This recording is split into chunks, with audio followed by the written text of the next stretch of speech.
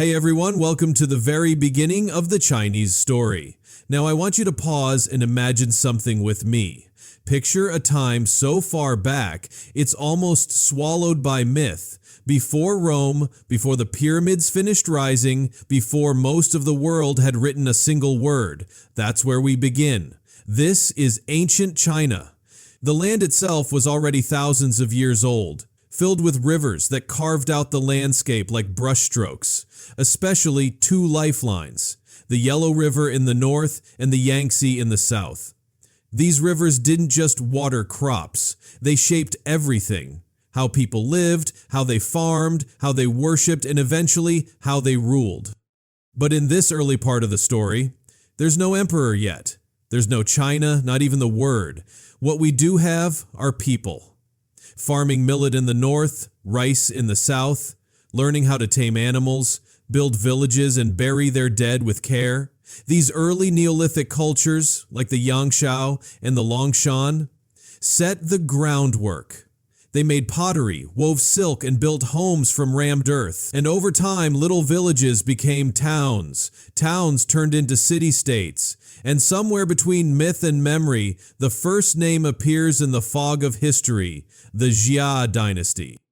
Now here's where it gets interesting. For centuries, scholars believed the Xia Dynasty was just a legend, a kind of national origin myth passed down through old Chinese texts, like the records of the Grand Historian.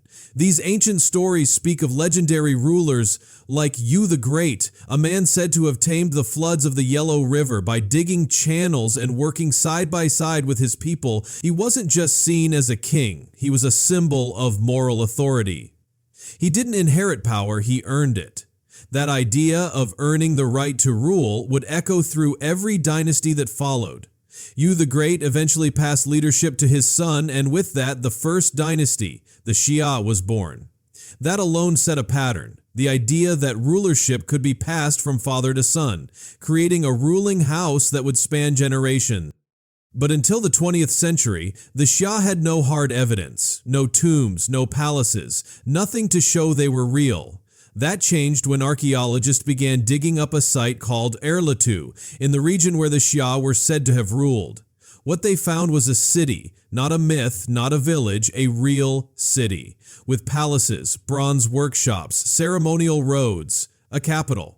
They even found a burial system and evidence of social class. Now, no one's found a tablet that says "Welcome to the Xia Dynasty," but these ruins fit the time, place, and descriptions of Xia rule so closely that many historians now believe the Xia weren't a fantasy, they were the beginning. Still, we know far more about the dynasty that came after, the Qing Dynasty. And the Shang weren't legends. They left behind something game-changing, writing. The earliest known Chinese script shows up during the Shang, etched into oracle bones, turtle shells, and ox scapula used for divination. These bones tell us what the kings wanted to know. Will the harvest be good? Will my wife bear a son? Should we go to war? The questions were written. The bones heated until they cracked, and priests interpreted the cracks like messages from the heavens. It was spiritual, political, and strategic all at once. More than anything, it proved one thing. These kings weren't just guessing, they were ruling with purpose. The Shang built a network of walled cities along the Yellow River Valley. They used bronze on a scale that was unmatched in the world at the time. Huge cauldrons, ritual vessels, weapons, and tools were all cast using molds in large state-run workshops. Bronze wasn't just metal, it was power. If you controlled bronze, you controlled the kingdom. And the Shang kings made sure of that. They ruled with a tight grip backed by religion, force, and bloodline. The king wasn't just a political leader. He was the high priest, the chief medium between the living and the dead. Ancestor worship was more than a tradition. It was the entire foundation of Shang society. They believed their royal ancestors could intervene in the human world, and through elaborate sacrifices and rituals, they tried to keep the spirits on their side. And it wasn't just about the spirits. The Shang kings relied on a noble warrior class and a clear hierarchy. Below them were craftsmen, farmers, and slaves, people who toiled in the fields or forged bronze weapons for wars they didn't start. The military was central. Archaeological sites show clear signs of chariot warfare, which would have been cutting-edge technology at the time. Horses and chariots gave elite warriors huge battlefield advantages, and the Shang used them to expand their territory and control uprisings. Life under the Shang was strict. Society was deeply structured. Everything had its place. Rituals, ranks, families, even the calendar. They tracked celestial movements, developed early forms of timekeeping, and aligned their rituals with the stars. These people were watching the skies long before telescopes were a dream. They were building a worldview in which heaven, earth, and man were deeply connected, and the king stood at the center of it all. Now, one of the most striking things about the Shang world is how consistent and advanced their culture was. You can see their aesthetic in everything from jade carvings to burial goods. In some royal tombs, like the famous tomb of Fu Hao, you find thousands of artifacts, weapons, bells, ornaments, even human sacrifices. That tells you how powerful and feared the elite were. Fu Hao herself was a queen and a military general. Her tomb wasn't just rich, it was revolutionary. It showed that women, at least in rare cases, could hold serious power in Shang society. The Shang may have ruled with bronze and blood, but their time eventually ran out. Around 1046 BCE, a new power rose from the west, the Zhou. Their homeland was a little to the west of the Shang territory, and their leader at the time, King Wu of Zhou, claimed something revolutionary, that the Shang had lost the favor of heaven. This idea, simple yet deeply spiritual, became one of the most powerful political concepts in all of Chinese history. It was called the Mandate of Heaven, and it changed everything. The Mandate of Heaven wasn't just a divine stamp of approval, it was conditional. The Zhou argued that heaven allowed a ruler to govern, but only as long as he ruled justly. If a king became corrupt, cruel, or lazy, heaven could withdraw its blessing and disaster would follow. Floods, famines, rebellions. These weren't just natural events, they were warnings. Heaven was speaking. And when that happened, the people were justified in replacing the ruler. In one stroke, the Zhou transformed the right to rebel into a moral obligation. And it worked. People believed them. The Shang were gone and the Zhou took the throne. In the early years, known as the Western Zhou period, the Zhou kings tried to rule a vast territory by dividing it. They handed out land to their relatives and loyal nobles who became regional lords. These lords built walled towns, collected taxes, raised armies, and answered to the king, at least in theory. It was like planting dozens of miniature kingdoms across the land, each tied to the center by loyalty and ritual. But over time, those bonds weakened. The descendants of those lords didn't always feel the same sense of loyalty. They grew strong, independent, and ambitious. In 771 BCE, everything changed. The Zhou capital was attacked by raiders from the west and the king was killed. The court fled eastward to Lu Luoyang, marking the beginning of the Eastern Zhou period. The royal family still wore the crown, but their power was hollow. Real control shifted to the regional lords, and China began to split into competing states. For the next 500 years, the land was locked in a kind of long, slow unraveling, a time remembered in two parts: the Spring and Autumn period and the Warring States period. During the Spring and Autumn period, over 100 small states claimed authority, each with its own court, ministers, and military. Kings styled themselves as protectors of the Zhou legacy, but in reality they were carving out their own power. Wars broke out over land, alliances, and honor. Despite the bloodshed, it was also a time of intense culture. The courts became centers of ceremony and etiquette. Rituals guided everything from music to mourning. Scribes began keeping records. Bronze inscriptions became more detailed, and through this noise, a quiet voice emerged: Confucius. Confucius, or Confuzi, was born in 551 BCE during the late Spring and Autumn era. He wasn't born into power, but into a declining noble family. What he saw around him disturbed him: leaders grasping for power, families breaking down, virtue disappearing. So he turned to the past.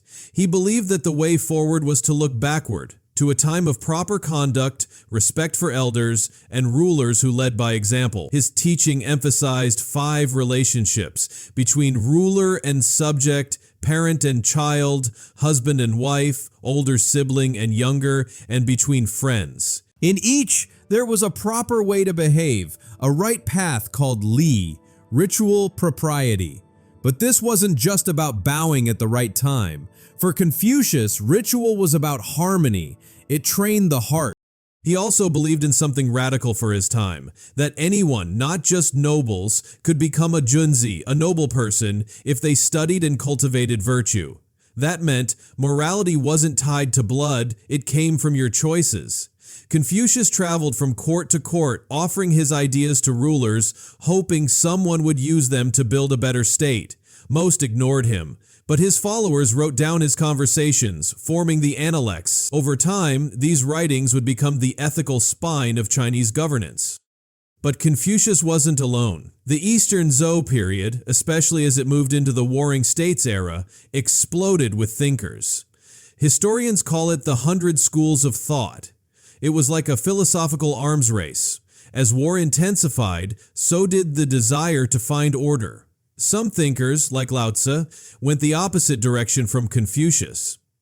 Lao Tzu is credited with founding Taoism, a philosophy that urged people to let go. The world is full of force and motion, he said. Let it flow. Don't force the river. Ride it. In his book, The Tao Te Ching, he speaks of the Tao, the way, an invisible path that runs through everything. The best rulers, Lao Tzu believed, governed by doing little. They created space for nature and people to balance themselves.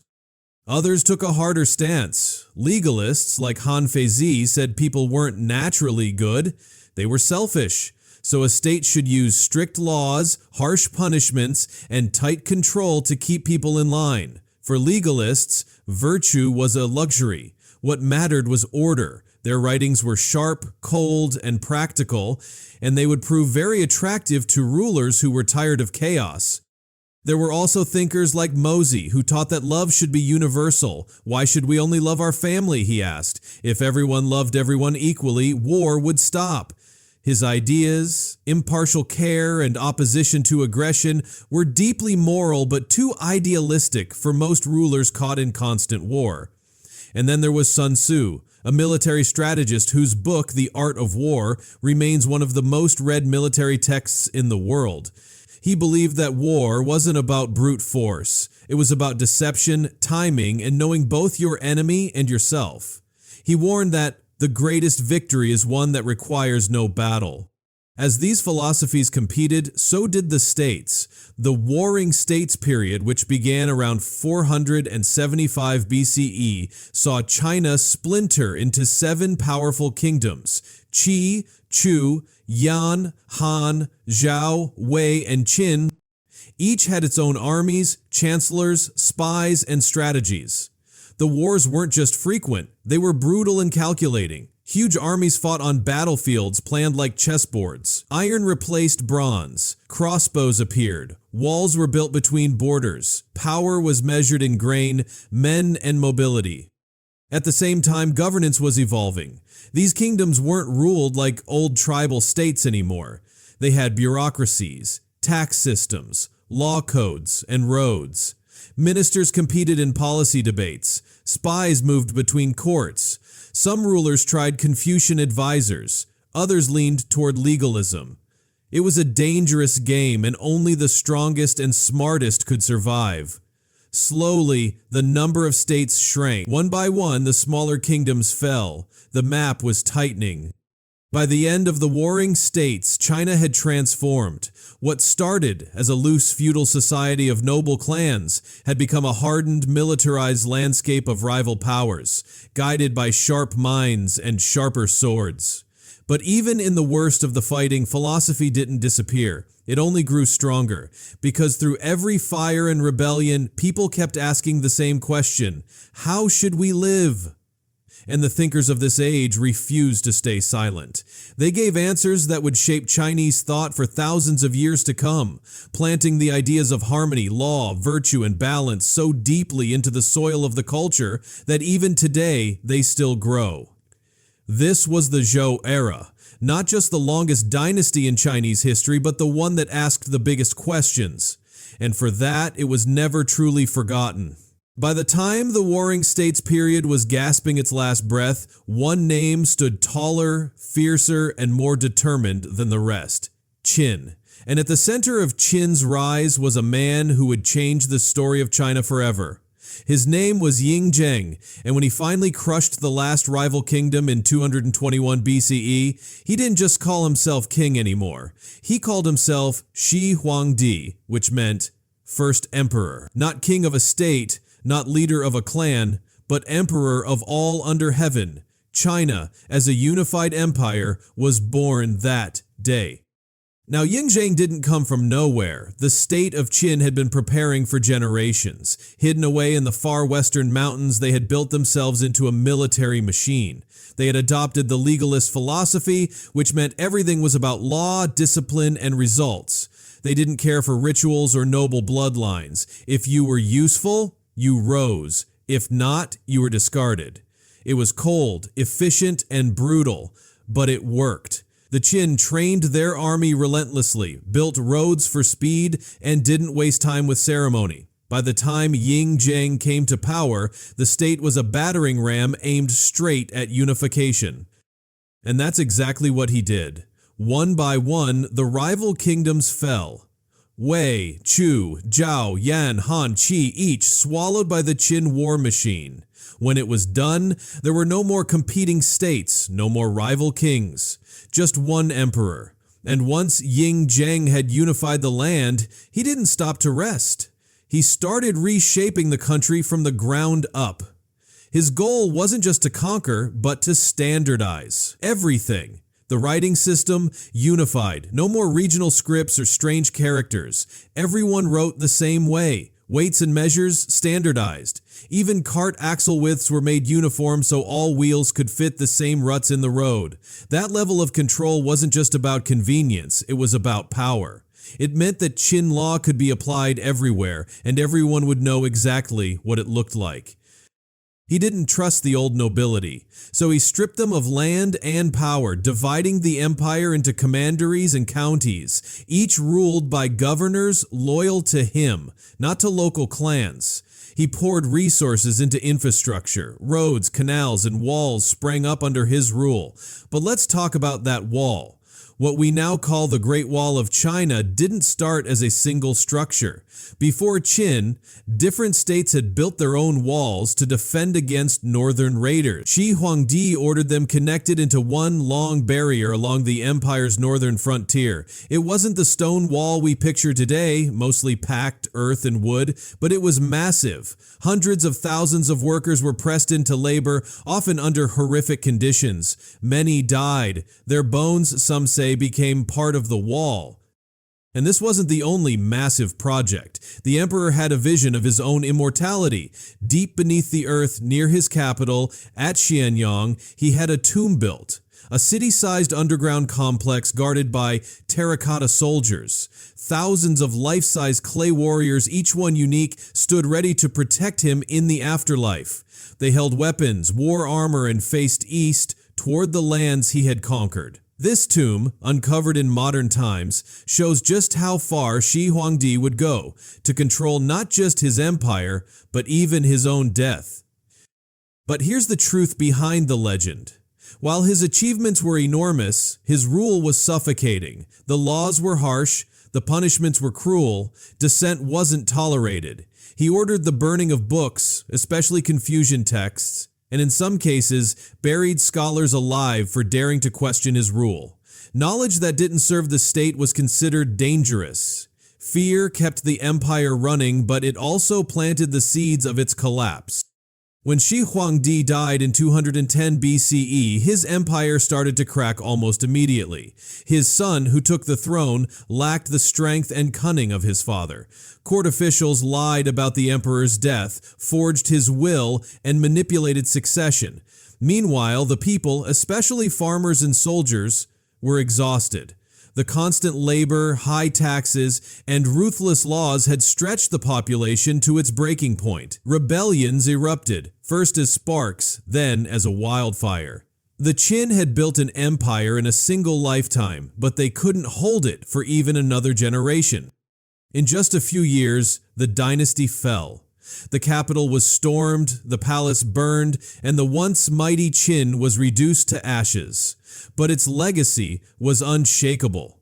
For the first time in history, the vast and diverse regions of China had been pulled into a single political system. A new template had been written of empire, of bureaucracy, of control. The Qing Dynasty was gone, but the idea of one China under one emperor was now real. And once that idea took root, it would never let go. After the brutal fall of the Qin, China was a fractured land once again. Rebellions had torn through the empire like wildfire, and in the middle of the chaos stood a man named Liu Bang. He didn't come from nobility. He wasn't trained in a palace or groomed for power. He had once been a low-ranking officer, the kind of man who carried orders, not gave them. But Liu Bang was clever, shrewd, and knew how to win loyalty.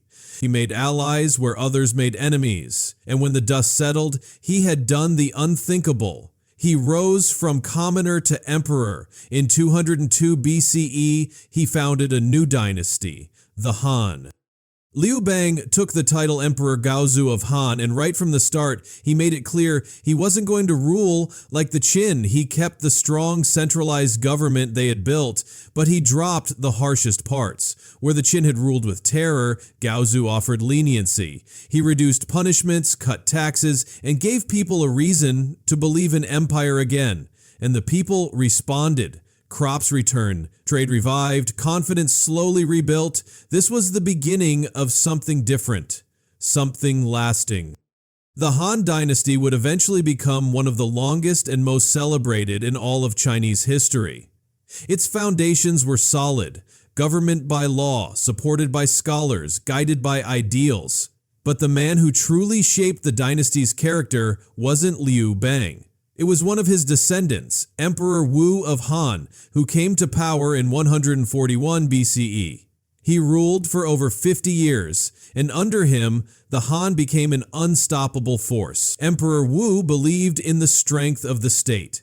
He expanded the empire's borders through military campaigns that reached into what is now Korea, Vietnam, and parts of Central Asia.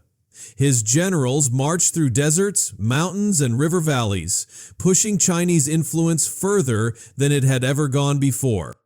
But Wu wasn't just interested in territory, he wanted ideology. He took the teachings of Confucius, which the Qin had tried to erase, and made them the moral backbone of the state. Confucianism was no longer just a philosophy, it became official doctrine. Schools were set up to train young men in Confucian classics. Those who succeeded could sit for government positions. This marked the birth of the civil service system, where officials were chosen based on merit and learning rather than family bloodlines. It was revolutionary. Education became a path to power. And for generations of Chinese families, that idea, study hard, pass the exam, serve the state, would define success. The Han didn't stop at administration. They were builders, inventors, record keepers. They improved roads, built granaries, and organized the population into tax groups and labor units. They collected data on weather, crops, and local economies. And they wrote. One of the greatest historians of all time, Sima Qian, lived during the Han. He wrote the records of the Grand Historian, a sweeping history of China from its mythical beginnings all the way through his present day. It wasn't just a list of kings. It was filled with stories, judgments, character studies. It turned history into something human, something you could feel. Science and technology didn't lag behind. The Han invented paper using mulberry bark and hemp fibers. This made writing cheaper and more widespread. They studied astronomy, charting stars and predicting eclipses. They created maps, seismographs, and tools for measuring time. Han doctors wrote medical manuals describing symptoms, treatments, and herbal remedies. In the market, silk flowed like water. The Han economy was booming, and Chinese goods began to travel farther than ever before. Caravan routes stretched westward, carrying silk, jade, spices, and metalwork. These trade roads would one day be called the Silk Road. But to the Han, they were just the arteries of empire, pulsing with people, goods, and stories. Daily life under the Han was more complex than ever. Cities were growing, families became multi-generational units, with elders commanding respect and children expected to follow strict codes of behavior. Women, especially in elite circles, were expected to serve the household and maintain virtue, though there were exceptions. Scholars and poets among women still found ways to leave their mark. The arts flourished. Bronze, lacquerware, textiles, and early landscape painting began to appear in homes and tombs. Han tombs, in fact, are some of the richest archaeological sources we have. They show not just what people owned, but how they thought about death, legacy, and eternity. But for all its glory, the Han wasn't invincible. Over time, the court began to rot. Eunuchs, castrated palace servants gained power and manipulated emperors. Imperial in-laws meddled in politics. Corruption spread like mold in a closed room. The military was stretched thin. The poor were heavily taxed, while the rich bought their way out. Bandits re-emerged. Natural disasters, seen by many as signs that the emperor had lost heaven's favor, added fuel to unrest. And then came the Yellow Turban Rebellion, a massive peasant uprising sparked by desperation, spiritual prophecy, and rage at inequality. The Han managed to crush it, but the damage was done. The unity cracked.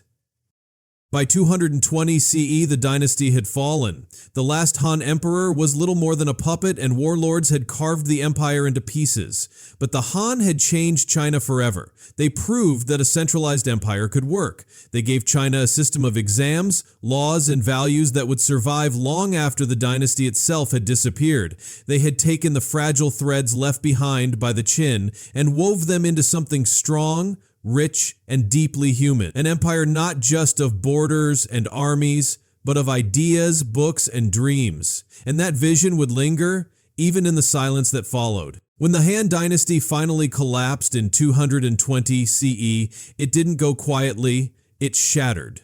The emperor stepped down, but the real power had already slipped through his fingers long before that. What followed wasn't a clean handover or a new dynasty rising from the ashes. What came next was chaos. China split into pieces, and for nearly 4 centuries, the dream of unity vanished. This wasn't just a political shift. It was a breakdown of everything that once held the empire together. The first major act in this long unraveling was the period known as the Three Kingdoms. It's one of the most romanticized and blood-soaked eras in Chinese memory. If you've ever heard of legendary warriors like Liu Bei, Cao Cao, and Sun Quan, this is where they lived and fought. But behind the legend, the truth was grim. 3 powerful warlords each claimed a chunk of the former Han territory. Wei in the north, Shu in the southwest, and Wu in the southeast. Each believed they were the rightful heirs to the Han legacy, and each was determined to destroy the others. Massive battles were fought, alliances were made and broken, and the land bled. While these 3 states postured with imperial titles, they never restored the stability people were longing for. And behind the heroes and clever strategies, the peasants paid the price. Crops failed, roads broke down. Families fled cities and villages alike to escape the constant march of armies. Eventually, the state of Wei managed to overpower the others, and a new dynasty, the Qin, was declared in 265 CE. On paper, the Qing Dynasty finally reunited the country in 280 CE, but the unity was hollow. The foundation was too weak. Corruption festered in the court. Powerful families and military commanders fought behind the scenes. The emperor was surrounded by factions, eunuchs, and aristocrats who cared more about their own influence than the fate of the state. It wasn't long before the cracks widened again.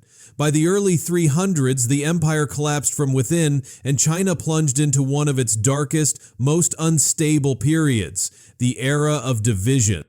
This era, often grouped into the 16 kingdoms in the north and the southern dynasties in the south, was a time of endless fragmentation. In the north, waves of nomadic tribes moved in from the steppes. The Xiongnu, Xianbei, Jie, Di, and Xiong people who had long lived on the borders of the Han world now seized territory, established kingdoms, and ruled over Chinese cities.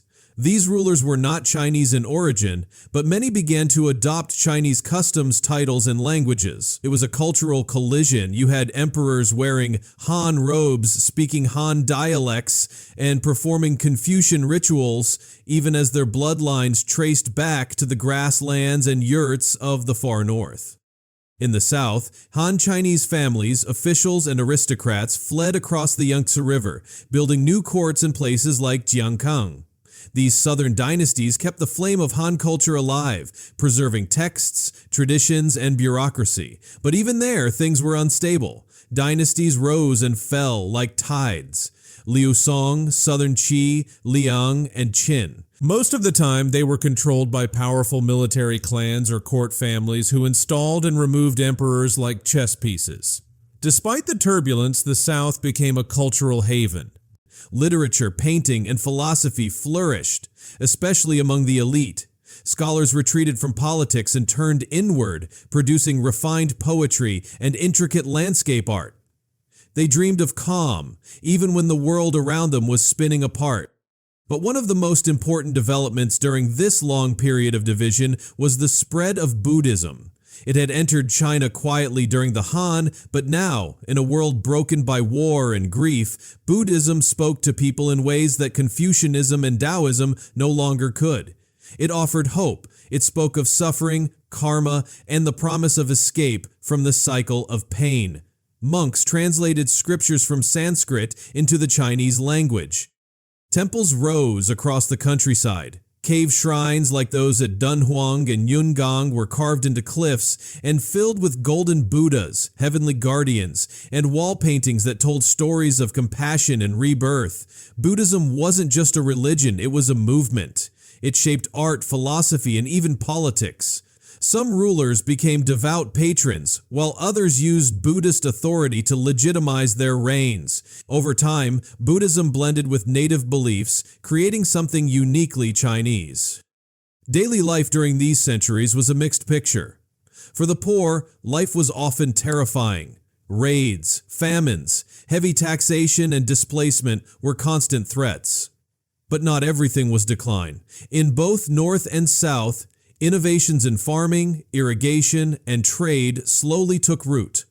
Local economies adapted, families rebuilt, communities found new ways to survive, and while emperors came and went, the deeper rhythms of Chinese life, ancestor worship, family loyalty, village traditions, kept going.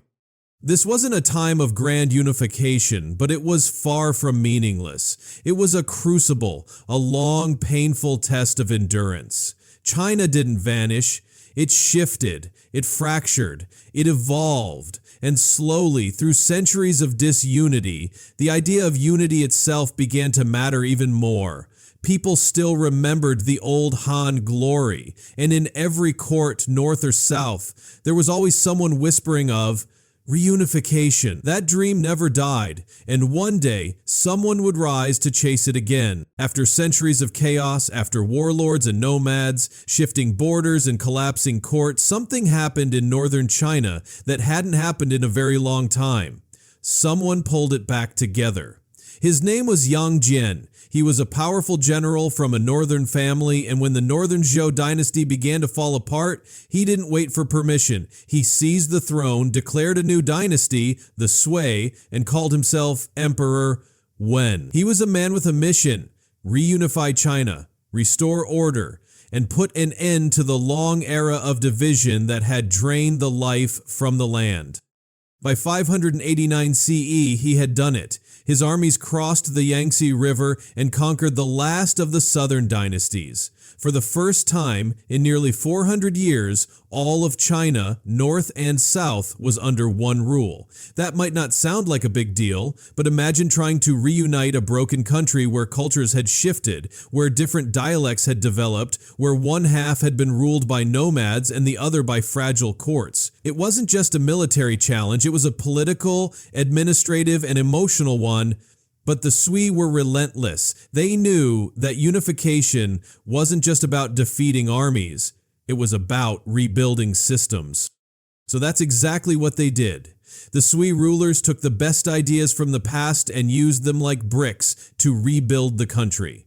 They brought back the centralized bureaucracy that the Han had pioneered. They reintroduced Confucianism into the court and legal systems, while also maintaining tolerance for Buddhism, which had only grown stronger during the chaos. The civil service exams returned in a refined form, laying the foundation for future dynasties to select officials based on learning and merit. The state tightened its grip over land distribution, taxation, and labor, making sure everyone, from nobles to peasants, played their part in stabilizing the empire. But perhaps the most ambitious thing the Sui did was build. Emperor Wen and his son, Emperor Yang, poured the empire's resources into massive infrastructure projects. The most famous of these was the Grand Canal. Stretching over 1,000 miles, it connected the fertile Yangtze River basin in the south with the Yellow River in the north. This wasn't just about transportation, it was about unifying the country's heartbeat. Grain from the south could now feed soldiers in the north. Taxes could move more efficiently, armies could be deployed faster, goods, messages, people, all of them flowed along the canal. It was a marvel of engineering, and even today, parts of it still exist. But building it came at a terrible cost. Hundreds of thousands of laborers were conscripted, forced to dig and haul through blazing summers and freezing winters. Many died. Their bodies were sometimes buried in the canal walls themselves. And the Grand Canal was just one of many projects. The Sui also expanded the Great Wall, restored roads, and built new cities. On paper, it looked like an empire rising from the ashes with speed and strength. But beneath the surface, something darker was brewing. These projects were funded by heavy taxes and labor demands that crushed the common people. The same peasants who had longed for peace were now being worked to death to keep the state functioning. Emperor Yang, who inherited his father's throne, made things worse. He was ambitious, flamboyant, and obsessed with glory. He launched military campaigns into Korea that ended in disaster. He ordered more construction, more expansion, more everything, regardless of the cost. The people began to break. Rebellion sparked across the countryside. Famine and overwork pushed families to the edge. Entire provinces rose up, calling for the emperor's head. By 618 CE, the empire couldn't hold. Emperor Yang was assassinated by his own general. Just like that, the Sui Dynasty, which had united China with such force, came crashing down after barely 3 decades in power. But for all its brevity, the Sui had done something extraordinary. They didn't just put the pieces of China back together. They showed that unity was still possible, and in the wreckage they left behind, someone else was already watching, ready to carry the torch and build something even greater from the foundation the Sui had laid. When the Sui dynasty collapsed under the weight of its own ambition, the country once again teetered on the edge of disorder. But it didn't fall back into the kind of long-term chaos that had followed the Han. This time, something different happened. A man named Li Yuan, a Sui general from a powerful family, took a bold step. He declared himself emperor and founded a new dynasty, the Tang. That was in the year 618, and from that moment on, China didn't just recover, it bloomed. The Tang Dynasty wasn't just another turn of the imperial wheel. It became one of the most brilliant, powerful, and culturally rich eras in all of Chinese history.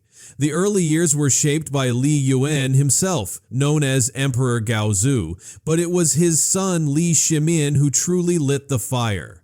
After a brutal but swift power struggle, Li Shimin ascended the throne as Emperor Taisong, And under his rule, the Tang didn't just expand, they flourished. He was a skilled military commander, a master politician, and a leader who understood the importance of listening.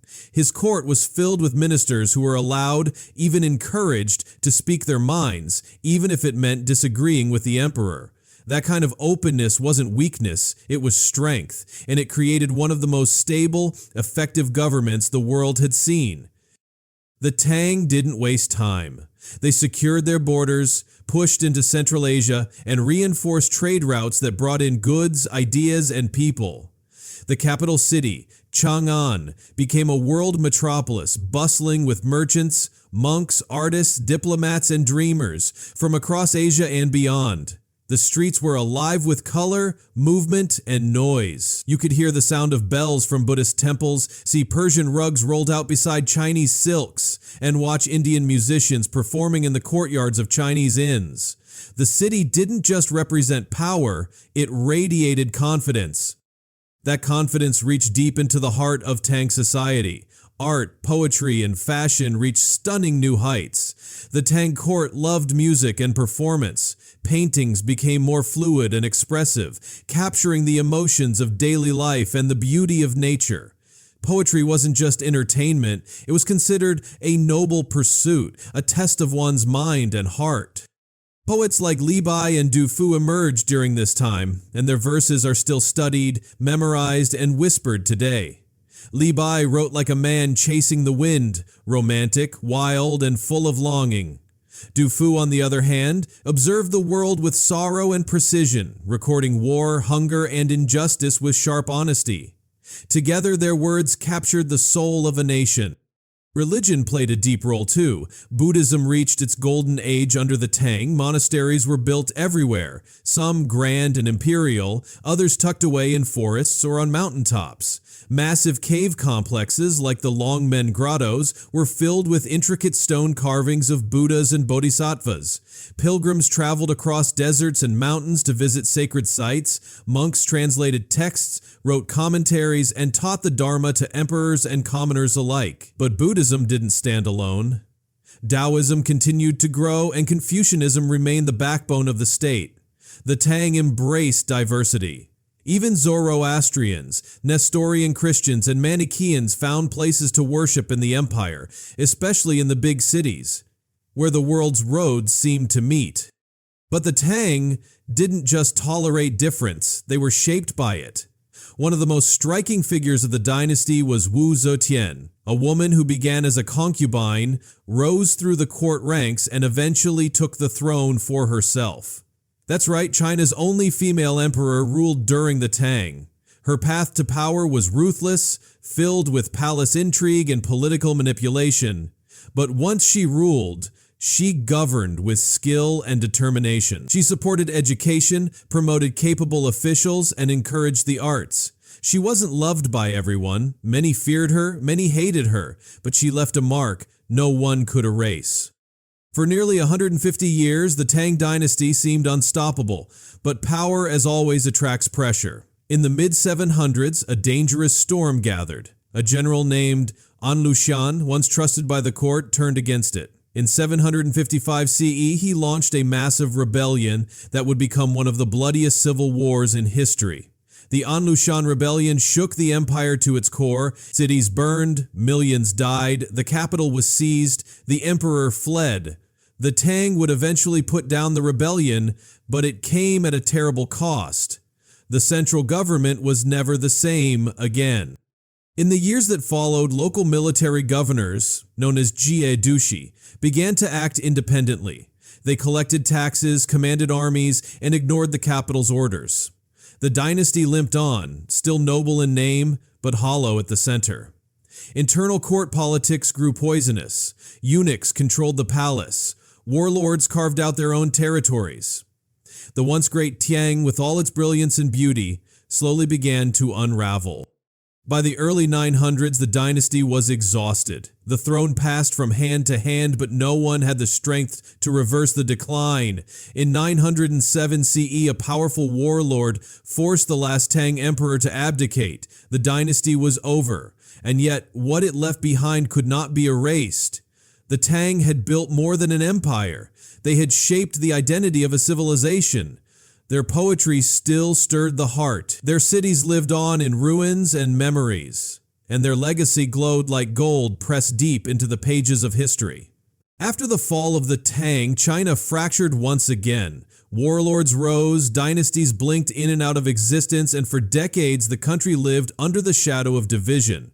But then came the Song Dynasty, and with it a completely different kind of strength. The man who brought the Song to life was Zhao Guanyin, a general who saw that endless war was draining the soul of the land. In 960 CE, he seized power not through slaughter, but through strategy and persuasion.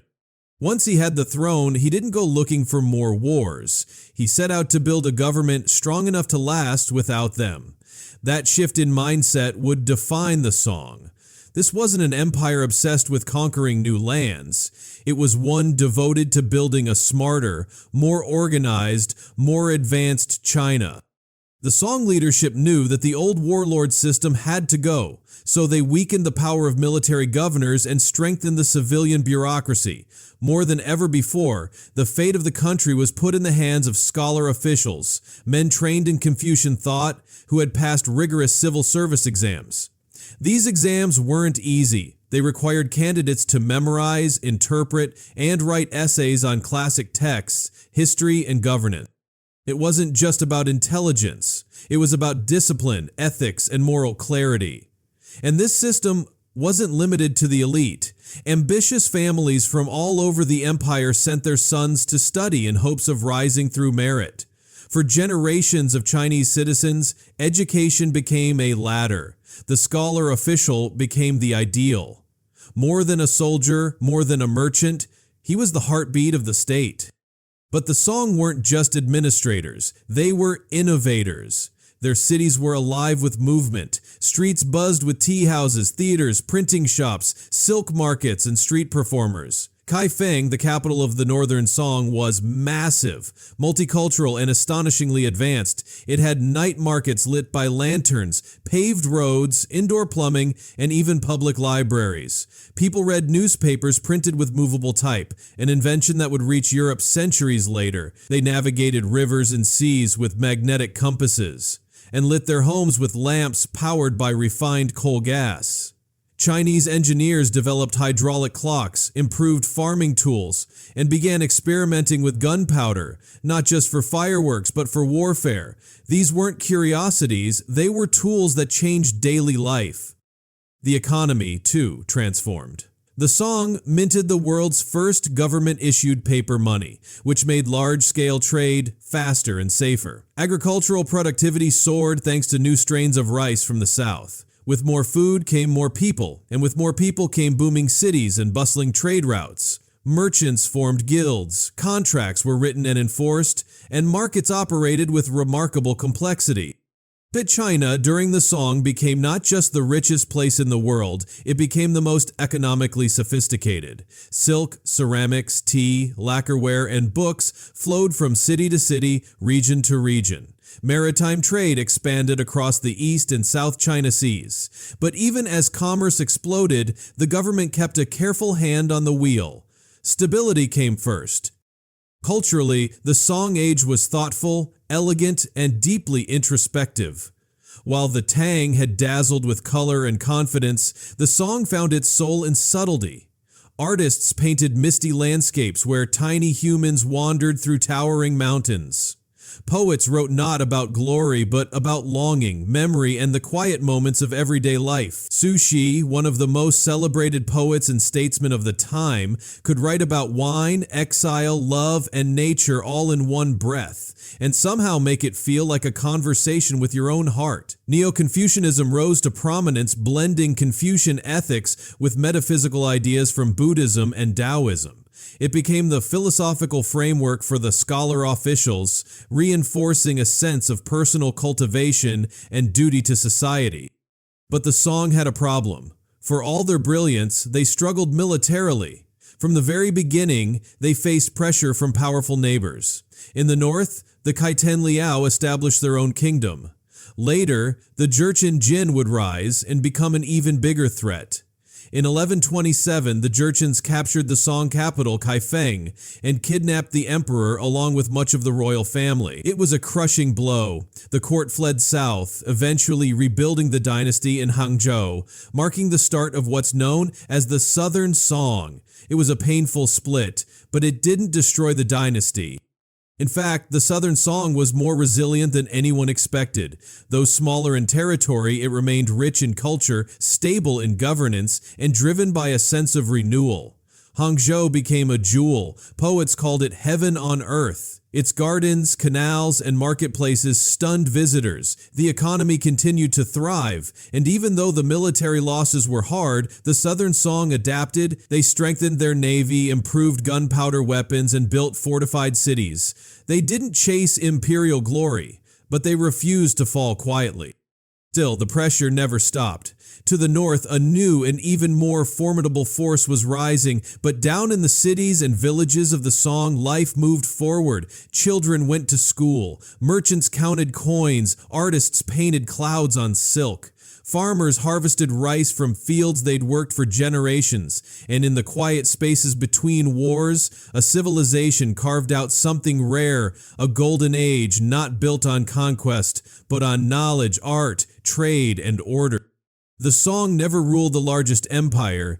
They didn't have the strongest armies, but they left behind something far deeper, a way of life that honored intellect, prized beauty, and believed that peace, if protected, could be more powerful than war. By the late 1200s, the Song Dynasty, resilient as it was, found itself cornered by something it could neither negotiate with nor outlast.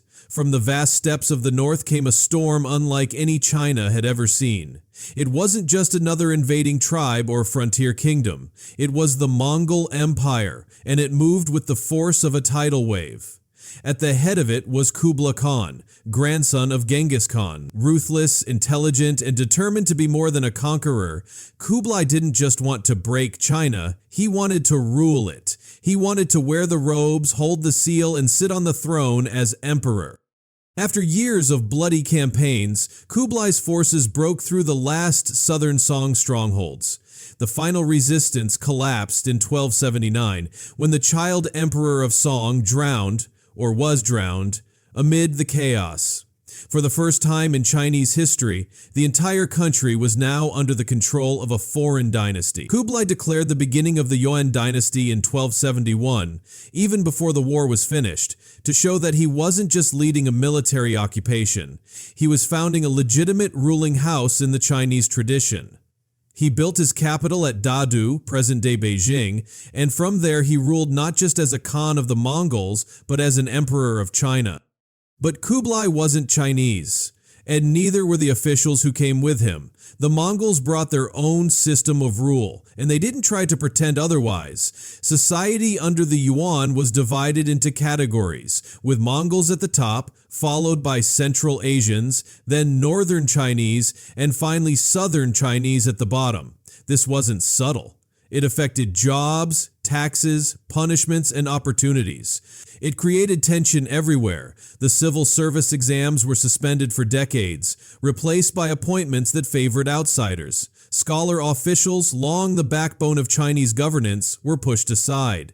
The bureaucratic balance that had held China together for centuries tilted overnight.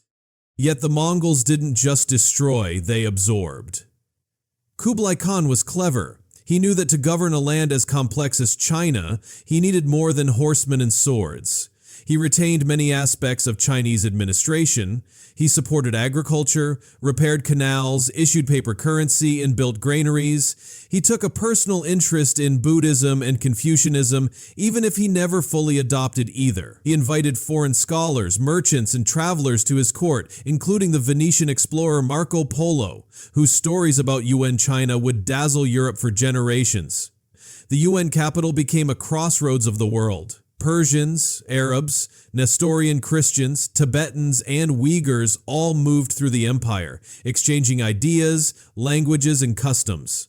The Mongol Empire wasn't just vast, it was connected. For a brief window of time, goods and people could travel from the Mediterranean to the Pacific under a single system of protection, and China sat right in the middle of it. Culturally, the Yuan period was strange but fertile. While some scholars mourned the loss of traditional Chinese control, others found space to create. Chinese drama reached new heights during this time, especially in the form of jiaju, a mix of song, dance, and spoken word that told both comic tales and tragic epics.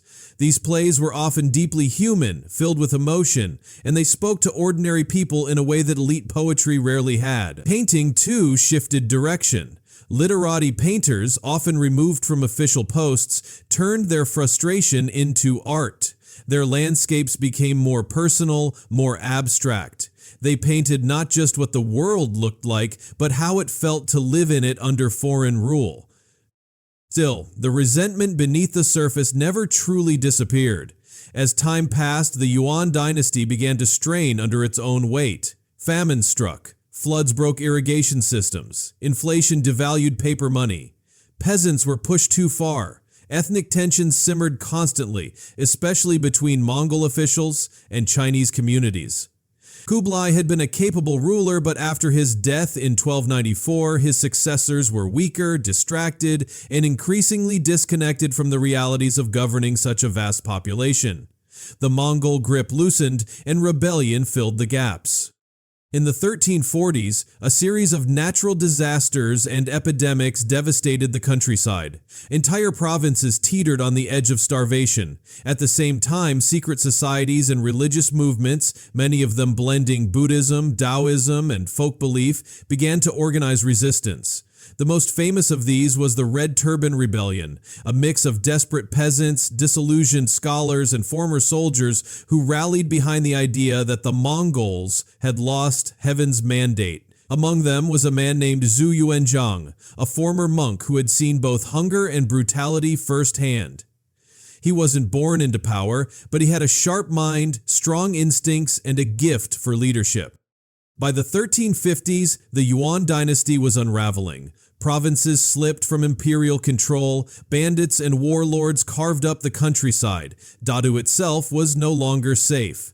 In 1368, Zhu Yuanzhang's forces captured the city, and the last Yuan emperor fled north into the steppe, never to return. The Mongol chapter in China's story had come to an end. But even in defeat, the Yuan had left their mark. They had shown that foreign rule, while painful and controversial, could reshape a civilization without erasing it. They had expanded China's view of the world, stretched its boundaries, and deepened its diversity. And in doing so, they had reminded everyone that China's identity was not fixed. It was resilient, evolving, and always more complex than it appeared on the surface. The Mongols had ruled from Beijing, but they hadn't conquered the Chinese spirit. That, even after a century of transferring the throne, still belonged to the people. When the Mongols retreated from China, they left behind more than a fallen dynasty. They left behind broken canals, empty granaries, mistrust in the bureaucracy, and a population still reeling from famine, war, and years of foreign dominance. In their place, the man who rose from the chaos was Zhu Yuanzhang, a former beggar and Buddhist monk who had fought his way up through the Red Turban Rebellion. He wasn't born into nobility or trained in courtly life. He had survived starvation, loss, and violence, and now he stood at the head of a new empire. In 1368, he declared himself emperor and named his dynasty the Ming, meaning brilliant. And from the ashes of invasion and rebellion, he promised to restore China, not just politically, but morally and spiritually. As Emperor Hongwu, Zhu Yuanzhang ruled like a man who had crawled through fire and never forgot the burn. He believed deeply that government should be clean, stable, and built around order. His vision for the Ming was grounded in traditional Confucian values, but it also reflected his distrust of elites. He slashed the power of court ministers, abolished the position of chancellor, and concentrated decision-making in his own hands. He didn't want anyone rising up behind his back the way he had risen. He kept an iron grip on the bureaucracy, relying heavily on personal reports from local officials, and created a secret police force, the Jinyue, to root out corruption and conspiracy. To the people, he was a fatherly figure. To his court, he was a thunderstorm. But Emperor Hongwu wasn't just a ruler, he was a reformer. He redistributed land to poor farmers, repaired dikes and canals, and pushed for agricultural development. He ordered massive reforestation campaigns to prevent flooding. He codified laws into a centralized legal code that brought uniformity and predictability to justice across the empire. His emphasis on self-sufficiency and village control aimed to reduce the chaos that had fueled the fall of previous dynasties. The early Ming under his rule was not luxurious. It was tight, serious, and deeply focused on survival and structure. After his death, his grandson Emperor Yongle took the throne, and with him came a different kind of energy. Where Hongwu had looked inward and downward, Yongle looked outward and upward. He moved the capital from Nanjing to Beijing, and there he built one of the greatest architectural marvels in Chinese history, the Forbidden City.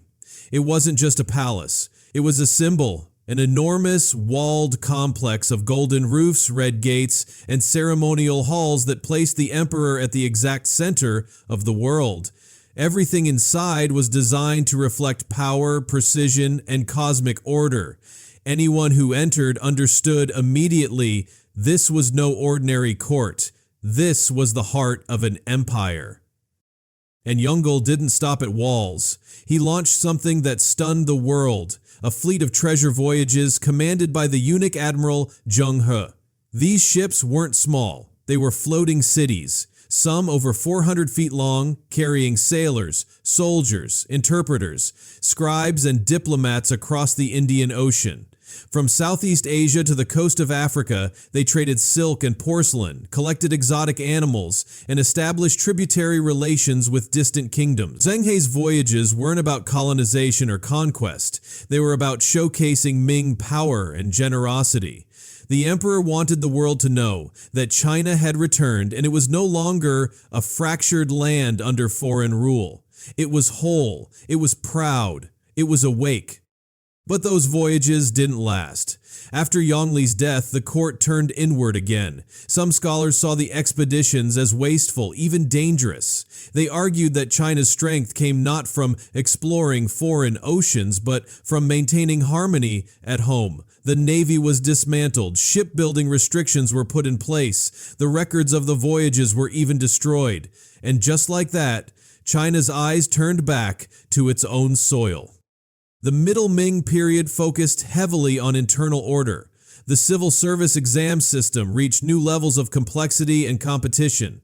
Education became a national obsession for ambitious families. The Confucian scholar official returned to the center of political life. Philosophy, painting, and literature blossomed. The four great classical novels of Chinese literature, including Journey to the West and Romance of the Three Kingdoms, took shape during this era, capturing the imagination of both the elite and the common reader.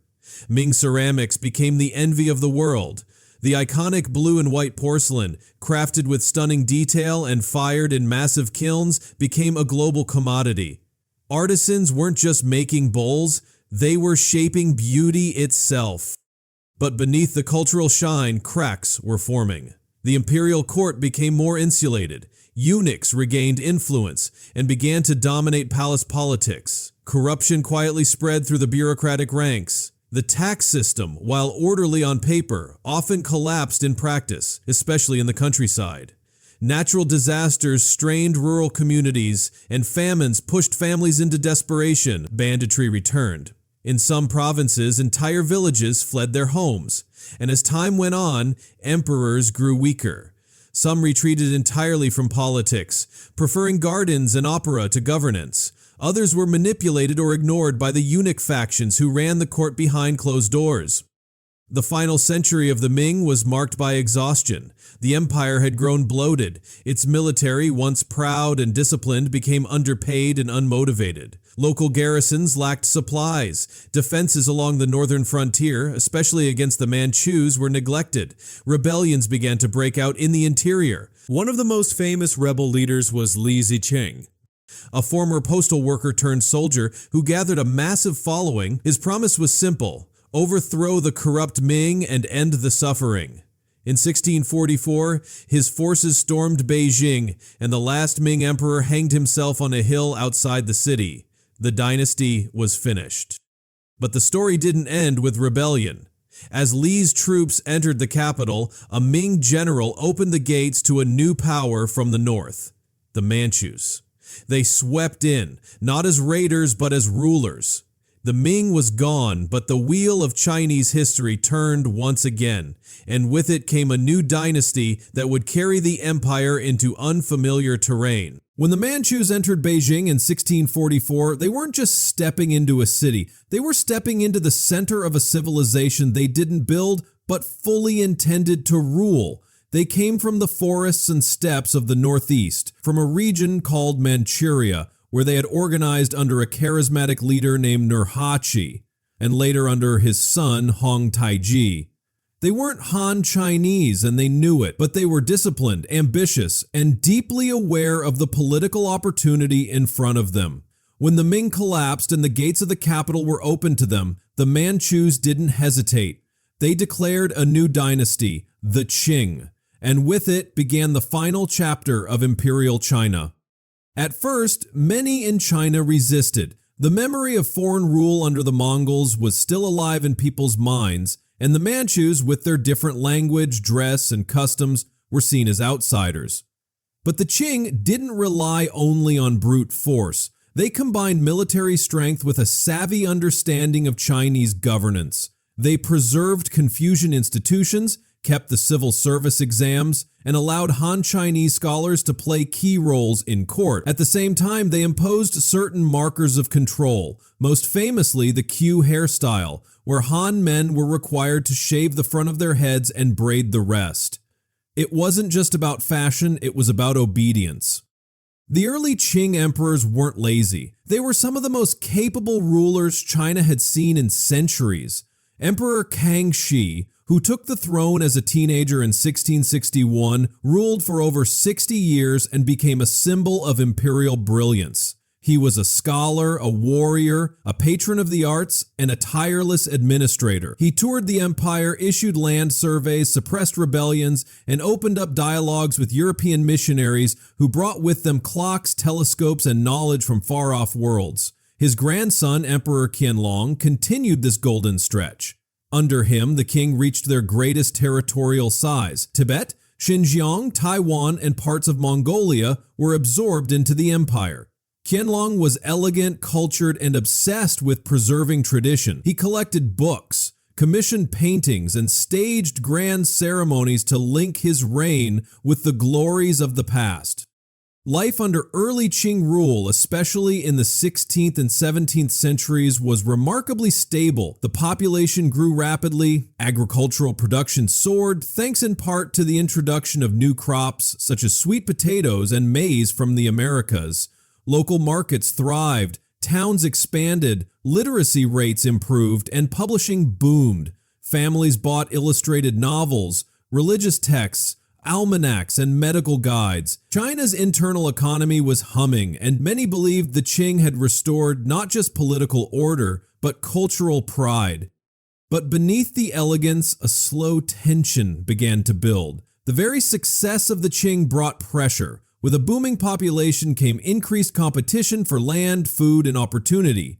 Rural families began to struggle. The bureaucracy, once crisp and clean, grew sluggish and corrupt. Examinations were still held, but wealth and connections increasingly tilted the system. Officials sometimes turned a blind eye to local suffering, and tax burdens fell hardest on those least able to bear them.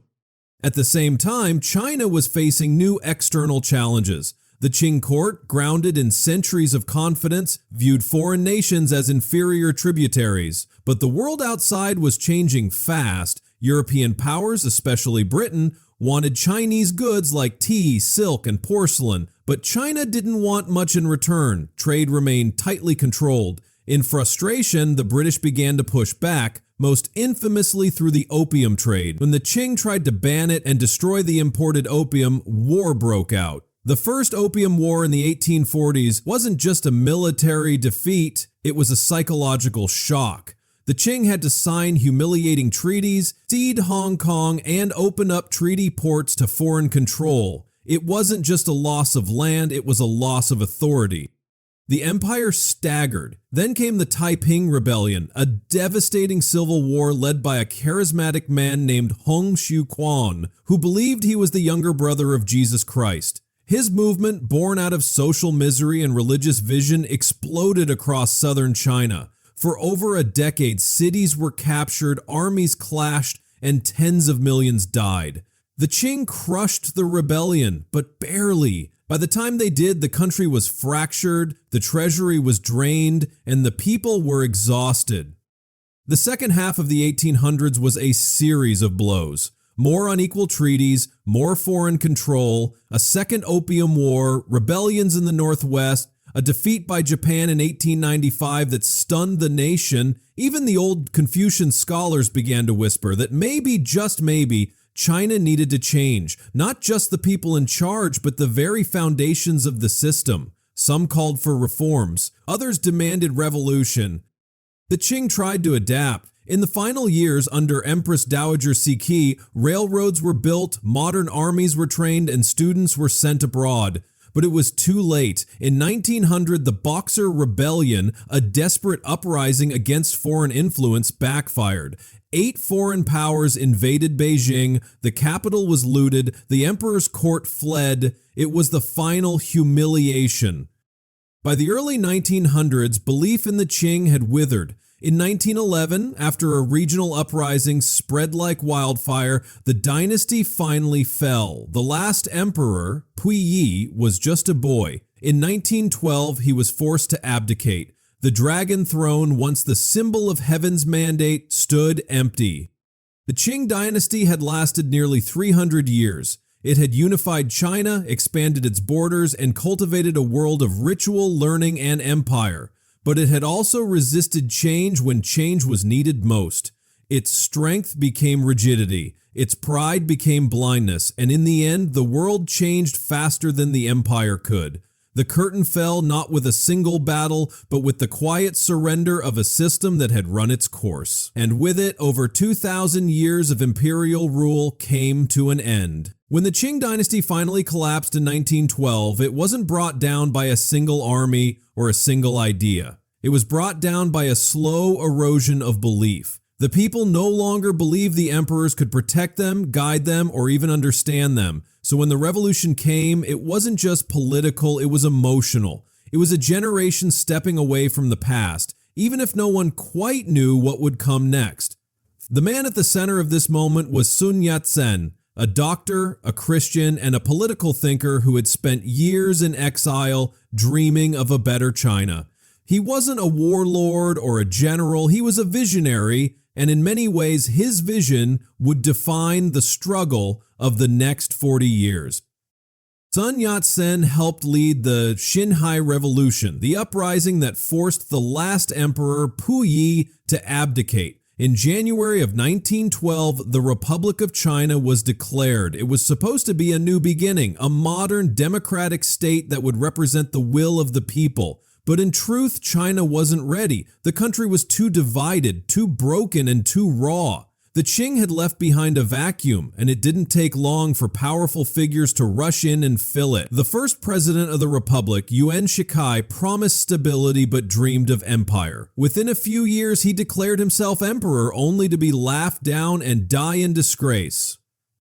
What followed was chaos. The Republic existed in name, but the country fractured into a patchwork of regional warlords. These military strongmen controlled provinces like private kingdoms. They had their own armies, their own currencies, their own laws. Some were idealistic, most were brutal. Battles raged not over ideology, but over rice fields, railway lines, and pride. While ordinary people tried to survive drought, famine, and rising taxes, warlords threw banquets, built fortresses, and made backroom deals. China became a nation without a center, spinning in circles while the outside world watched and waited. But the dream of unity didn't die. In the south, Sun Yat-sen and his political movement, the Kuomintang or Nationalist Party, kept pushing. They believed China needed strong leadership to modernize, to rebuild its institutions, and to protect itself from foreign exploitation. After Sun's death in 1925, his protege Chiang Kai-shek took over. Chiang was not a philosopher, he was a general. He built an army, formed alliances, and launched the Northern Expedition, a military campaign to crush the warlords and reunify China under a central government. And for a time, it worked. By the late 1920s, Chiang had taken control of much of the country. A new capital was established in Nanjing, and the Republic had a government again. But beneath the surface, a deeper struggle was unfolding. In the countryside, a different revolution was growing, one led by a young, determined communist movement. Inspired by the Russian Revolution and fueled by the suffering of peasants, the Chinese Communist Party began organizing labor strikes, land reforms, and uprisings. Tensions between the nationalists and communists exploded into open conflict. In 1927, Chiang turned on his communist allies and launched a violent purge. What followed was a civil war, not just of armies but of visions. One side wanted a centralized, nationalist state built on order and Confucian ideals. The other dreamed of a classless society built on equality, revolution, and radical change. The communists, under the leadership of Mao Zedong, faced defeat after defeat in the early years, but they learned. They retreated into the mountains, built bases in the countryside, and gained the support of peasants by promising land and justice. In 1934, facing annihilation, they embarked on the Long March, a desperate trek of over 6,000 miles through mountains, rivers, and battlefields. It was brutal. Tens of thousands died. But those who survived became hardened, loyal, and unshakable. The march became a legend, a symbol of sacrifice and belief. And then came a pause. In 1937, Japan invaded China, unleashing a war of terror that would last 8 years. Cities were bombed, villages were burned, millions of civilians were killed. The nationalists and communists, bitter enemies, formed a fragile alliance to fight a common enemy. But the alliance was uneasy and mistrust lingered beneath every battle plan. While Japanese troops advanced from the east, the Chinese government relocated to the interior. Resistance became a national obsession, but unity remained elusive. When World War II ended in 1945 and Japan surrendered, China was left battered, exhausted, and angry. The alliance between the nationalists and communists collapsed almost immediately. The Civil War reignited, only now both sides were larger, stronger, and more determined than ever. In the north, Mao's forces used guerrilla tactics, land reform, and propaganda to win over millions. In the south, Chiang's government struggled with inflation, corruption, and low morale. Cities changed hands, families were torn apart. By 1949, the tide had turned. Communist forces captured Beijing, then Shanghai, then Nanjing. One after another, the great cities of China fell under the Red Banner. Chiang Kai-shek and his government fled to the island of Taiwan, taking with them gold, art, archives, and the last flicker of the old republic. On October 1, 1949, Mao Zedong stood in Tiananmen Square and declared the founding of the People's Republic of China. The war was over. But what had ended was more than just a conflict. It was the final death of the imperial and republican dreams that had dominated China for 2,000 years. A new chapter had begun, not with coronation or constitution, but with revolution and the promise of something entirely different. When Mao Zedong stood at the top of Tiananmen Gate in 1949 and declared the founding of the People's Republic of China, the crowds below didn't just cheer for a new government, they were cheering for the end of centuries of humiliation, war, and division. China, for the first time in generations, was once again united under a central authority. But this time, it wasn't an emperor on the throne or a general in a military uniform. It was a revolutionary. A man who believed that China didn't just need new leaders, it needed to be completely remade from the ground up. And that's exactly what Mao set out to do. The early years of the new communist government were filled with massive changes. Land was taken from landlords and redistributed to peasants. Industries were nationalized, foreign businesses were kicked out, schools were restructured, newspapers were controlled, and religious institutions were placed under strict supervision. The goal wasn't just to rebuild China, It was to reprogram it. Mao believed that capitalism, feudalism, and Western influence had poisoned the country's soul. What he wanted was a new kind of citizen, disciplined, selfless, and loyal to the revolution. And to create that citizen, he was willing to tear down almost everything that came before. In 1958, Mao launched a campaign called the Great Leap Forward. It was an attempt to rapidly transform China from an agrarian society into an industrial powerhouse. Communes were created, where thousands of families shared everything from food to tools. Backyard furnaces were built to melt scrap metal into steel. Officials reported soaring harvests and production numbers. On paper, it looked like China was rising faster than anyone thought possible. But the truth was very different. The numbers were inflated, crops failed, people starved. What followed was one of the worst man-made disasters in human history. An estimated tens of millions of people died from famine between 1959 and 1961. The Great Leap had not leapt, it had collapsed. But Mao wasn't done. In 1966, he launched a new movement, the Cultural Revolution. This time, the target wasn't landlords or factory owners, it was tradition itself. Mao called on students to rise up against teachers, intellectuals, artists, and even communist officials who were deemed too soft, too capitalist, or too Western. Millions of young people, known as Red Guards, began attacking the old symbols of Chinese life, burning books, smashing temples, humiliating professors, and denouncing their own parents. Chaos swept through the country. Schools shut down, universities emptied, ancient artworks were destroyed, monasteries were gutted. The idea was that by tearing down the past, a purer future could be born. But what really took hold was fear. Friends betrayed each other, families disintegrated, power shifted from ideology to survival. Mao's authority during this period became almost cult-like. His image was everywhere, on walls, in books, in the hearts of people afraid not to believe.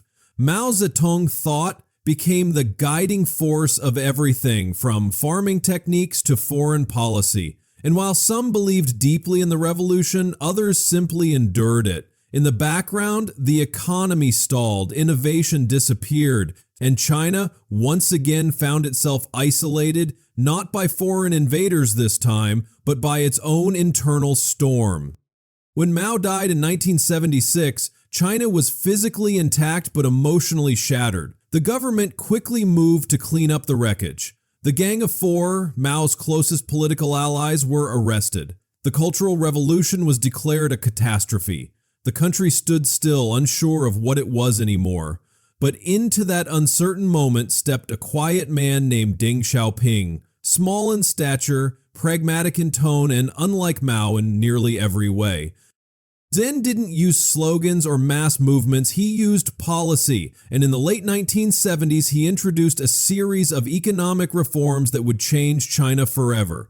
His motto was simple: it doesn't matter if a cat is black or white, as long as it catches mice. In other words, forget ideology, focus on results. State-owned farms were replaced with family responsibility contracts. Markets were opened. Special economic zones were created where foreign businesses could invest.